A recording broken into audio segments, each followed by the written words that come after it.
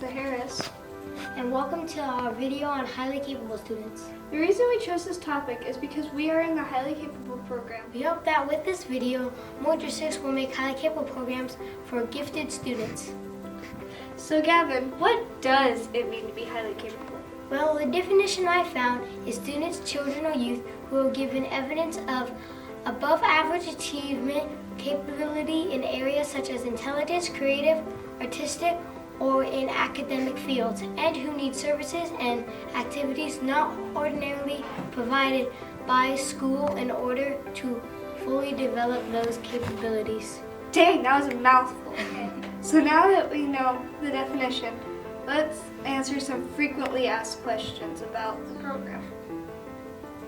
So Alexa, what makes the decisions about highly capable students?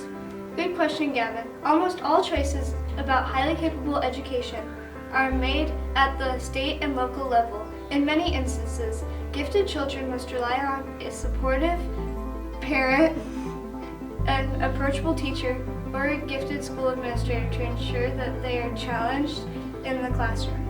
Oh, then what are the different ways gifted students are challenged in a regular classroom?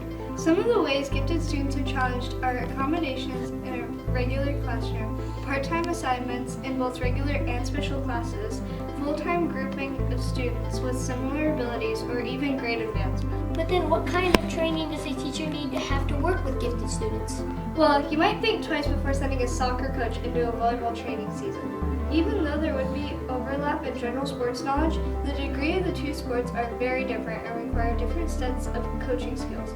Just like a baseball team needs a coach who understands how to play baseball, gifted students need a teacher who challenges them and understands their educational needs just as well. Do the Common Core standards address the need for gifted students?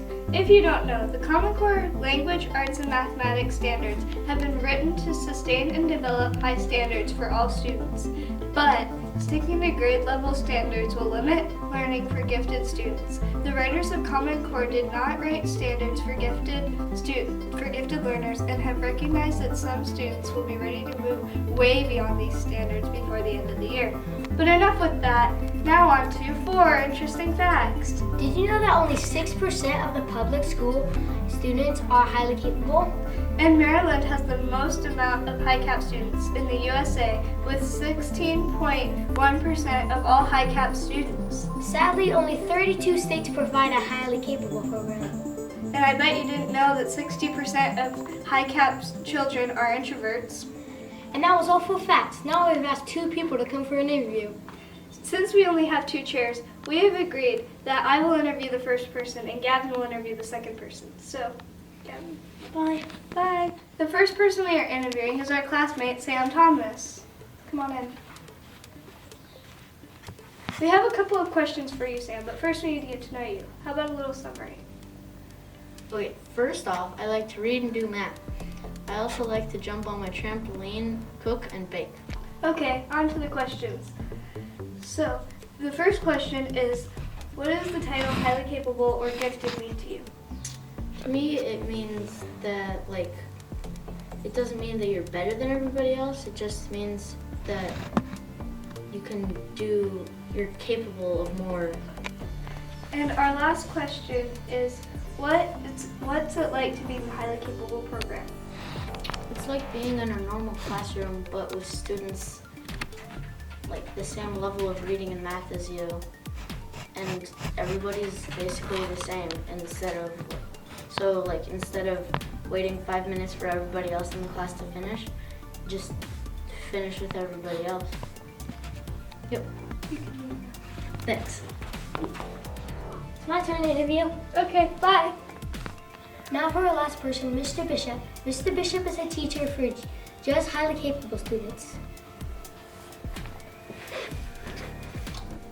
So, Mr. Bishop, we have a few questions for you, but first, we need a quick summary about you. Oh, wow, that's a big question. Well, this is my 7th year teaching. I started teaching in the highly capable program last year. And I taught 4th grade for about 5 years and I loved that, but then I decided that I wanted a challenge, and when this program opened up, I sent an email to Mr. Newell, our principal, and got the whole thing rolling, and I've been loving it ever since. On to the questions. Our first question is, what does the word highly capable or gifted mean to you? I think when I think of someone that is gifted or highly capable, I think of someone that on a consistent daily basis shows effort in everything they do. So you, for example, you come to school and you work your hardest at reading and writing and social studies, art, mathematics, science, robotics, everything that you do, you give it your all, and you have passion underneath as kind of the foundation that's guiding that all. I don't necessarily think that being gifted always has to be correlated or connected with scores or tests or things like that, although it is helpful information. But I think mostly it has to do with your effort and the amount of grit or determination that you have to succeed and kind of advance and move on. Our second question is, what is it like to teach highly capable students? It's awesome. It's super challenging, but it's fun every single day, and it's different every single day. And that's why I try to design things in a way that's project oriented, so that everyone's doing something a little bit different from the next person, and that they're able to challenge themselves in their own way. I think teaching highly capable students is just, I'm always anticipating there to be some question about something, some issue with this or that, but it's all part of the process, and I really love it. It's been my favorite thing that I've ever done. So. Our last question is, what in your opinion benefit does the highly capable program have on students? That's a great question.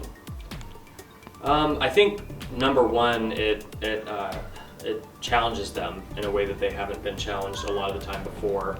I think oftentimes I hear kids saying that in previous classrooms they haven't felt challenged. They felt like they've learned the material super quickly and then they're done with it. And but then they kind of have to sit there for weeks and weeks at a time while they already know the content. Whereas in our program, I feel like the benefit is that we dive much deeper into everything that we're learning based on the standards. And I think that's really fun for the kids, and I think it's also an opportunity for students that are like-minded and think in similar ways to be grouped together and to sort of figure out how to navigate their lives, both academically and personally and socially, together. And this program gives a really good outlet for that, good opportunity to practice that. Thank you, Mr. Bishop, for coming in and answering some questions about highly capable students. You're welcome. It was a blast. Thanks for having me. Oh. Hello, Gavin. Welcome back, Alexa. Now we're going to move on to some misconceptions. Students have made it in life and will definitely succeed no matter what. Actually, that's not true. Everyone needs encouragement and help to succeed in life. In fact, 25% of gifted don't achieve very much, and that's because they don't have anything to satisfy them. Oh, okay. But if gifted students aren't constantly kept challenged, they'll get lazy, right? Not really. Some gifted students will get bored, but they won't necessarily get lazy. Oh, well, that's all for the video. Thanks for watching.